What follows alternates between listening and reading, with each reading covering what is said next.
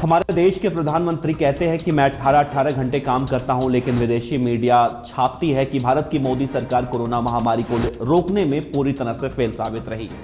Corona कैसे रुकता जब कोरोना की रोकथाम करने पर फोकस होना चाहिए था तो लोग चुनावी रैलियां कर रहे थे। द गार्जियन ने छापा है कि डोनाल्ड ट्रंप की तरह मोदी ने भी महामारी बढ़ने के बावजूद भी चुनावी रैलियों में हिस्सा लेना नहीं छोड़ा। अब जब कोरोना का जन्म हुआ तो सबको पता था कि कैसे अमेरिका संक्रमितों वाली सूची में टॉप पर था।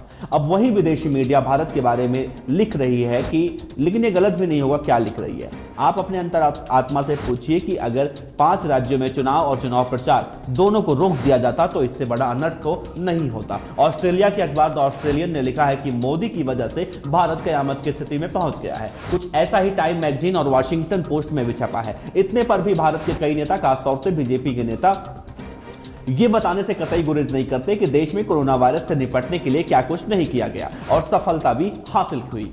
और बीजेपी के अध्यक्ष हैं जेपी नड्डा। इन्होंने पश्चिम बंगाल की चुनावी रैली में क्या कहा था, पहले ये सुन लीजिए, उसके बाद बात करते हैं। अमेरिका का नतीजा आ रहा। अमेरिका में क्या आरोप लगा कि डोनाल्ड ट्रंप कोरोना को ठीक ढंग से हैंडल नहीं कर सकता, यही है ना आरोप। लेकिन 130 करोड़ के देश को मोदी जी ने कोरोना से बचा लिया, समय पर फैसला लेकर के, ये हमको समझना चाहिए।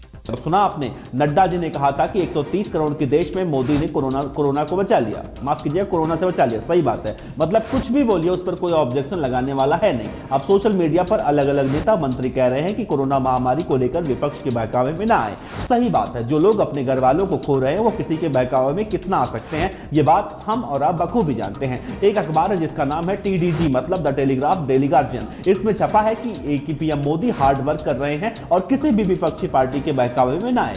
अब आप सोच रहे होंगे कि अभी तो मैं बोल रहा था कि द गार्जियन टेलीग्राफ ने मोदी सरकार को फेल बताया है, तो अब पास कैसे कर दिया। सही बात है, पास तो कर दिया, लेकिन एक बार वो वाला नहीं है जो आप समझ रहे हैं। उदाहरण के लिए आप समझ लीजिए, अगर आपने हिंदी फिल्म मालामाल वीकली देखी है तो आपको परेश रावल का वो कैरेक्टर तो याद ही होगा, जो लॉटरी के पैसों के लिए झूठ बोलता है और जब जांच करने के लिए गांव में एक अधिकारी आता है तो उससे एक अधिकारी पूछता है कि एंथनी का घर कहां है। परेश रावल का कैरेक्टर उसे ले जाता है और टालने के लिए दूसरे एंथनी से मिलवा देता है, जो उसका लंगोटिया याद रहता है क्योंकि वो बच्चा रहता है और लंगोट पहना हुआ रहता है, जबकि उसे किसी और ही एंथनी से मिलना होता है। बाद में मालूम चलता है कि ये एंथनी वो वाला नहीं है। यहां पर भी ऐसा हुआ है, जिस गार्जियन अखबार में ये कहा जा रहा है कि पीएम मोदी हार्ड वर्क कर रहे हैं और विपक्षी की बातों में ना आए। दरअसल ये वो वाला अखबार नहीं है जिससे विदेशी मीडिया कहा जाता है, बल्कि ये उसके नाम की कॉपी है जो अपने ही देश का शुद्ध बना हुआ है, लेकिन एकदम नकली वाला। लेकिन उसमें लिखा हुआ लेख कितना असली है ये नहीं पता। बीजेपी के कई नेता कहते हैं कि देश के प्रधानमंत्री नरेंद्र मोदी 18-18 घंटे काम करते हैं,